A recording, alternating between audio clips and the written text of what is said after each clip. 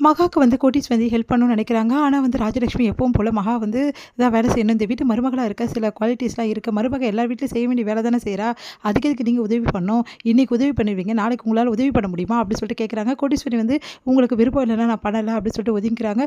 இதெல்லாம் பார்க்குற சூர்யா வந்து மனசு கஷ்டப்படுறாரு. அடுத்து வந்து இங்க என்ன பண்றாங்க, மகா வந்து ஓடி ஓடி வேலை பார்த்துட்டு இருக்காங்க. அதனால சூர்யா அவங்களே பார்த்துட்டு இருக்காரு. இப்படி கஷ்டப்படுறாங்களே சொல்லிட்டு. இங்க என்ன பண்றாங்கன்னா, நம்ம பிரபா வந்து வெளிய போறாங்க. பார்த்தா வந்து கரெக்ட்டா வாசல்ல கார் நிக்குது. பார்த்துட்டு வந்து அ அதில வந்து அனாமிகா இருக்காங்க. அத பார்த்த பிரபா அதிர்ச்சி அடைகிறாங்க. "இதுக்கு தான் என்ன கூப்பிட்டியா?" அப்படி சொல்லிட்டு விஜய் பார்த்து கேட்குறாங்க.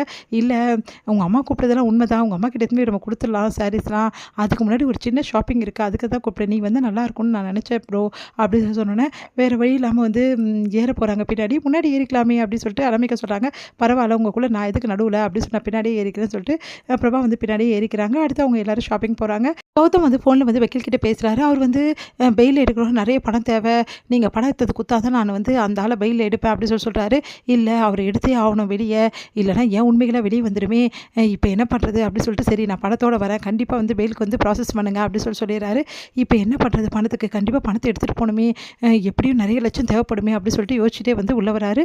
ரூம்ல என்ன பண்றாங்க, நம்ம வந்து வந்து ஐஸ்வர்யா அழகழகா அந்த நகையெல்லாம் போட்டு போட்டு பார்த்துட்டு இருக்காங்க கண்ணாடி முன்னாடி நின்னு. அத பார்த்துட்டு வந்து, இந்த நகையெல்லாம் ஏது அப்படின்னு சொல்லிட்டு கேட்குறாரு. என்னங்க மறந்துட்டீங்களா? இது தாத்தா எனக்காக கல்யாணத்தப்ப குடுத்தது. பாருங்க எவ்வளோ நல்லா இருக்குன்னு சொல்லிட்டு அப்படி போட்டு போட்டு பார்த்துட்ருக்காங்க.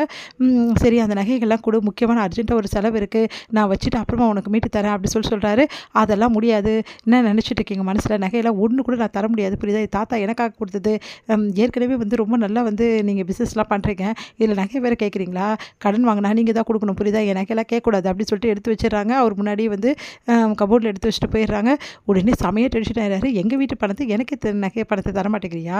உனக்கு அவ்வளோ திமிரா? இது எங்க வீட்டுக்கு சொந்தமானது. நீ என்ன உங்க அம்மா வீட்ல தான் போட்டுன்னு வந்த அப்படின்னு சொல்லிட்டு அந்த நகையெல்லாம் வந்து எடுத்துக்கிறாரு கையில. எடுத்துட்டு ஒரு பேக்ல போட்டுட்டு, உடனே இந்த நகைய வித்துட்டு எப்படியாவது வந்து பணத்த எடுத்து போய் குடுத்துடணும் அப்படின்னு சொல்லிட்டு போயிட்டுருக்காரு.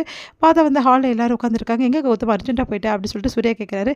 ஒண்ணும் இல்ல, ரொம்ப அர்ஜென்ட்டா போ வேண்டியது இருக்கு. எங்க போற? அப்படின்னு சொல்லிட்டு இருக்கும்போது, இப்ப முக்கியமான இடத்துக்கு போறேன், நான் வந்துருவேன் அப்படின்னு சொல்லிட்டு கிளம்ப பார்க்குறாரு. அப்போ அவங்க சித்தப்பா வந்து, என்னதான்ப்பா பேக்கெல்லாம் தூக்கிட்டு போறேன்னு சொல்லிட்டு பேக்க பிடிச்சி இழுக்கிறாரு. கீழ நகையெல்லாம் சிந்திருது.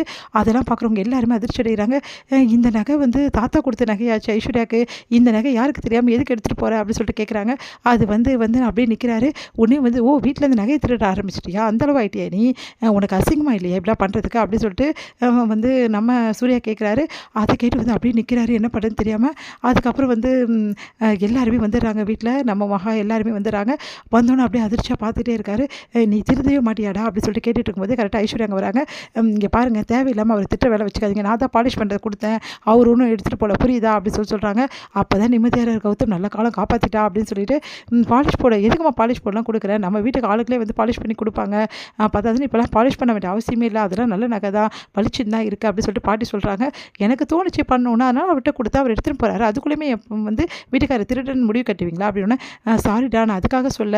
நீ மறுபடியும் எதுவும் தப்புல மாட்டிக்கூடாதுன்னு தான் நான் சொன்னேன்டா அப்படின்னு சொல்லிட்டு சூர்யா வந்து சொல்றாரு. அப்போ கூட எப்படி என் புள்ளைய பத்தி சொல்வீங்க? அப்படி சொல்லிட்டு அப்படியே வந்து சித்ரா டென்ஷனா வந்து கத்துறாங்க. சரி ஒண்ணும் நடக்கல. எதுக்கு நீங்க சின்ன விஷயத்த பெருசுபடுத்துறீங்க? அப்படின்னு சொல்லிட்டு மகா சொல்றாங்க. அடுத்து வந்து என் புள்ளைய பார்த்தா உங்களுக்கெல்லாம் இளக்காரம் தான் அப்படின்னு சொல்லிட்டு போறாங்க.